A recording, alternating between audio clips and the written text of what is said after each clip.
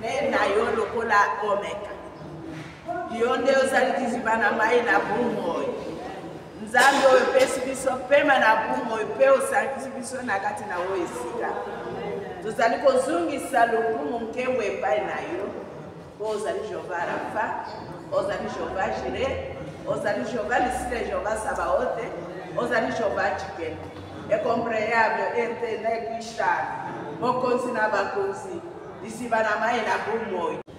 Aimer trouver quelqu'un pour qui mourir. Aimons dans ma petite expérience de ma vie, j'ai vu une catégorie de personnes qui chaque jour dématérialisées. Il s'agit des militaires. Comment expliquer une personne se lance dans un projet dont l'objectif est de mourir pour son pays? Tokowa Pona Ekolo. Quel amour! Je vous assure qu'il n'y a pas plus fort que ça. Dès qu'il s'engage de servir son État, un mariage se forme entre lui et son pays.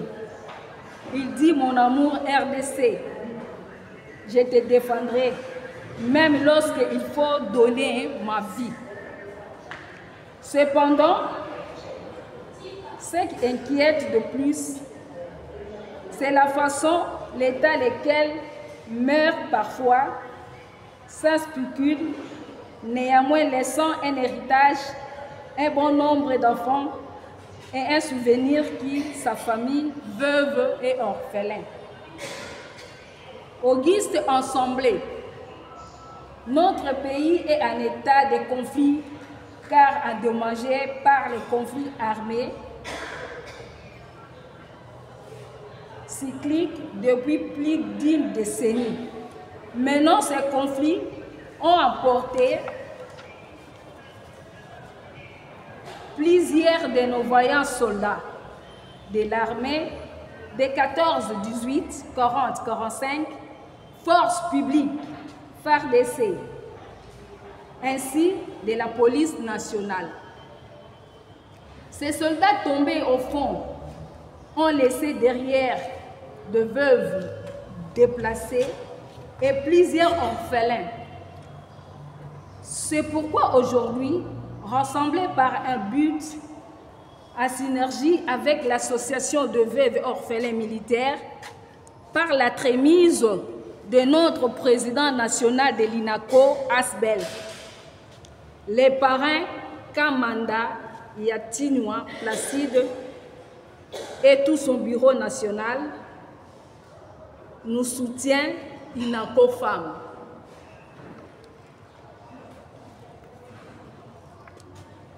Chercher un moyen de scolariser et apprendre des métiers et ses familles. À l'unité des activités génératrices des revenus pour l'autonomiser les familles telles que les thèmes de notre officiel. Nous avons 5 ans, tout est une minute de silence pour nous organiser. Batata Nabiso 14-18, 40-45, retraités militaires. Na soda o bazali na ancienne maman présidente Nabiso, autako Nabiso, mbula mobu. Merci. À l'autorité supérieure de la République, chef de l'État, son Excellence, Messier Antoine Félix Tshilombo Tshisekedi, à qui nous lançons ces cris de plaidoyer pour l'INACO Femmes afin de s'impliquer à l'intervention des familles de militaires tombés au fond à travers ces veuves et orphelins de l'INACO Femmes, en gestation pour obtenir un gain de leur cause et leur précarité. À Madame Denise Nyakero Chilombo, première dame de la République, pour la journée internationale de la femme et notre premier anniversaire, un cri de détresse et d'alarme que le veuve pousse à ce mois qui lui est dédié à célébration, mais non seulement pour les déployer et chaque instant auprès de vous, cependant pour apprendre à être autonome dans toutes ses facultés et pensées. À vous, femmes de provinces occupées par les atrocités des guerres, des décennies, femmes de l'Est de la RDC, braves femmes qui nourrissent jadis la République tout entière par les moyens de sa houe. Quel labeur! Aujourd'hui dispersées dans des bourses, des forêts, fuyant la guerre, une guerre sans fin. Aujourd'hui, nous avons une fois pensé à toi, femmes de l'Est, c'est-à-dire, nous vous promettons, nous vous portons à cœur que Dieu consolide vos cœurs afin de rester femmes devant tout. À l'auguste assemblée ici présent, nous sommes convaincus que ce plaidoyer ne vous passera jamais inaperçu, mais obtiendra plusieurs approbations par sa consécration. Je vous dis et vous remercie.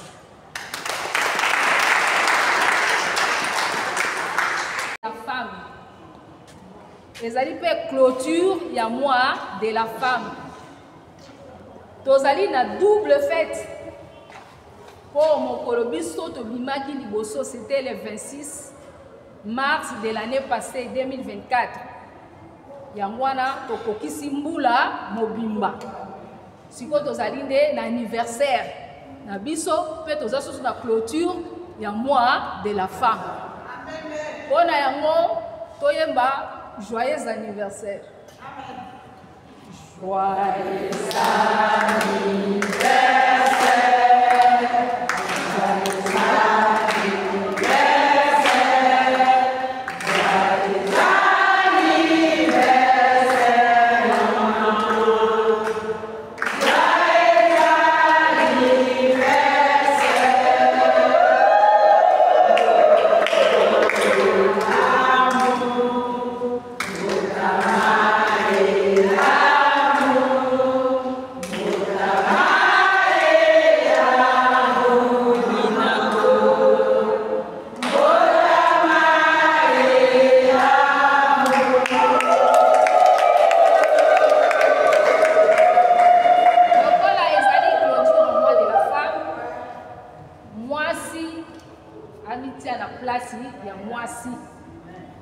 Parité. Et si quand Mibali Bazali disent, Bazi Bazala, Mibale. Moi, si comme le bateau, on a naza veve, naza étiqué le proposi. Mobali no azali nzambe. Soko te kakamaba, kangama na musala na yo. Soko te kakamakala, sala yango. Soki totali malamu mokili ya lelo ezaka ka mibali te. Soki totali na gouvernement na biso premier ministre na biso azali mwasi. Bomi beteli mabo.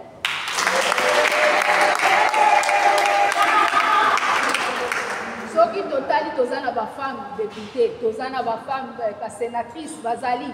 Nyonso na ba couche ya société basi bazali. Soki totali lisusu biso awa na inako. Biso ba sien combattant. Mutu azali secrétaire général na biso azali mwasi, azali pe général. Ba brado mibali bazali kolata yeto kolata. Kozali te komitika mwana azali koela te komitika te. Il faut se respecter. Kokanisa te ke mwasi soki mobala kufi okomi mama isenga senga. Ba pesa okombo sopeka ezali mabe. Il faut kokangama na musala osalaka.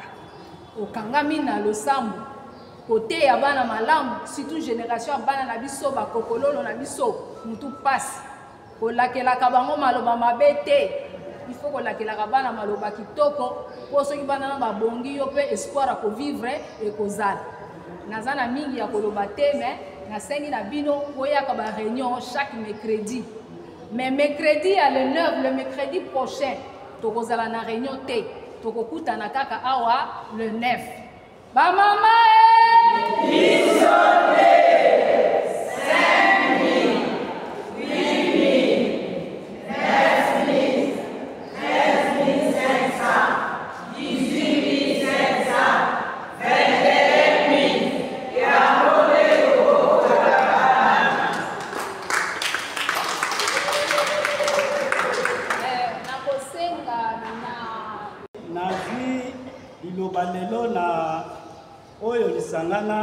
na kombo ya mama secrétaire général mokambi ya secrétariat général aux anciens combattants pour la République démocratique du Congo pour na kosukisa milulu ya bamama oyo ebandaki na sanza ya misato pe tokomi lelo na mokolo ya suka nakanisi bosi koyoka mayemanso malobami na kati ya na milulu oyo na monoko ya mama secrétaire ya inako yango wana na kotondo bino botondi mai nyonso tu elobami awa ba mama oyo baza kokufa na est pe na batata oyo baza kobunda pona ekolo na biso topesaki bango merci pona makambo nyonso tu oyo banguna baza kodinga kobundisa ekolo na biso pona bomengo oyo nzambe apesa biso yango baza koyokela biso zwa balingi ke ekolo na biso ekota lisusu na bombu lokola ba flama bakambaki biso kasi ekosalema soki te yango wana toza kotondo botondi tokosenga na nzambe abatela bandeko oyo baza na est abatela pe biso baye bazali awa na Kinshasa pe na ba province mosusu na bokasi oyo papa mokonzi ya ekolo aza kosala pote kimia ezonga na kati ya mboka na biso tokotondo botondi na nzambe mokonzi pote muke kimia ekobanda kozonga na mboka na biso lisusu na kombo ya mama secrétaire général mokambi ya secrétariat na biso na pesi bino lisusu merci pe maloba na bino ekomi omboka tata mokonzi. Je vous remercie.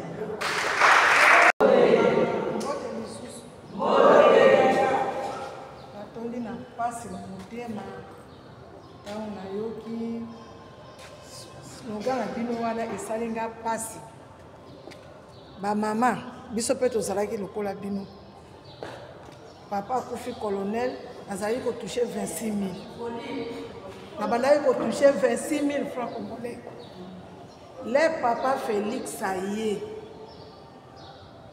ba mama balobi union fait la force bozala makasi bo bangelo kote bakokanga pe moto koloba lisanga boy eza kitoko bakonzi po bayoka tozwaka ba mama tobi mbongo tokomona ezosimba na biso te biso tolalaka na oya totelema tolali baboyi kokotisa biso eleki mikolo baye kobengisa biso tokoti tosololi na papa botusha to tushaka ndenge wana bongo général 42 000 bo ba mama boke elekaka soki sanza mibale tobi tokende lisusu tokaka sanza okuna bamatiseli biso mbongo tokomo touche ba $100 kri wana esuka awa te bakonzi soki bobengani bakonzi ministre oyo ya biso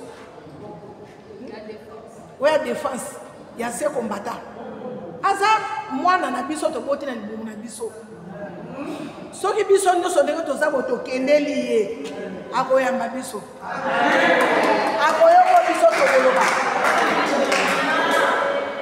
omoni omonaka nde mosusu oboya tosala marche soki bato bakosala marche mpona mongongo na bango ekomele mpa bakonzi bayoka marche wana basali mpona nini kala moni slogan oyo bamama ministre ayokanga ministre amoni biso kaka na porte wana biso tokofinga mutu te tokoyiba eloko ya mutu te tokobunda te kaka slogan biso na nini biso kaka tomona ministre ntango tokomona ye toyebisi ye aza mwana na biso président aza papa na biso akomema likambo oyo nakanisi biso nyonso tu tokosepela bozala makasi association esali mbula moko botami na mosika biso association esali soki ba 30 ans tosala basitini ndenge na ndenge mpe tozwi basolution yango wana oyo na nga cri na bino oyo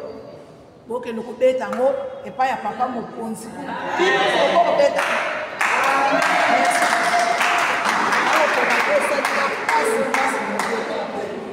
esalinga pasi mpenza pasi po tokendeke na bamama basi na bango wenze moko tosomba biloko ya kolia prix moko elamba tolata talu moko me ndenge nini biso tozoka ba 8000 banini mpe bapapa makila na bango eke mpo na ekolo nakasi boyoki mbala oyo badouble basalaire kuna na flo bakotushe ba $500 ebongo bino oyo kotikali mponi bakobakisela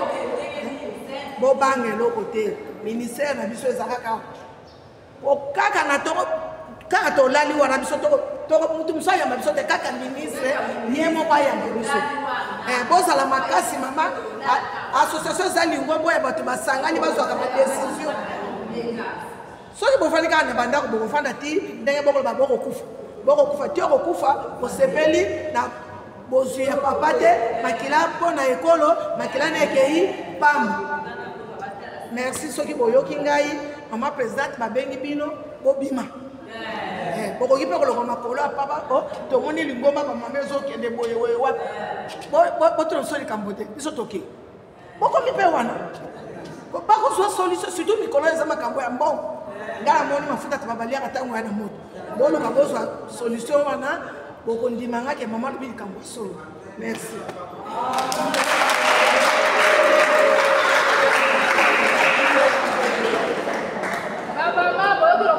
présidente à l'eau.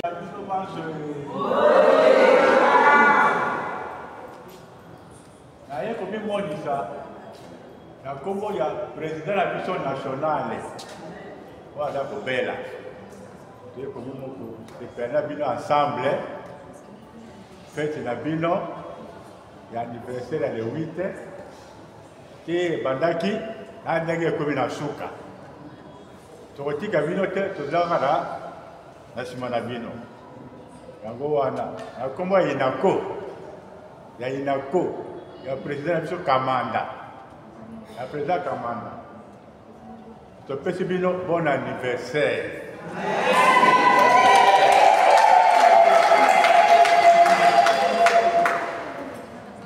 ngai nazali awa nazali conseiller national na membre ya comité national ya biso ya inako oyo ezali kokambama na président biso kamanda oyo toyei korepresente ye lelo tozwi maloba lelo liboso na bino mpona koloba na nkombo na ye yango nasukisi bongo bon anniversaire na bino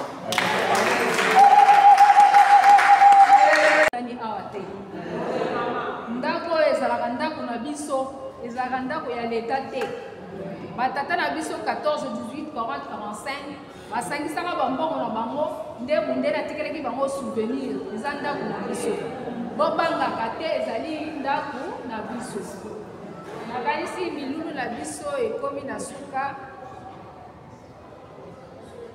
tokotelema mpona hymne national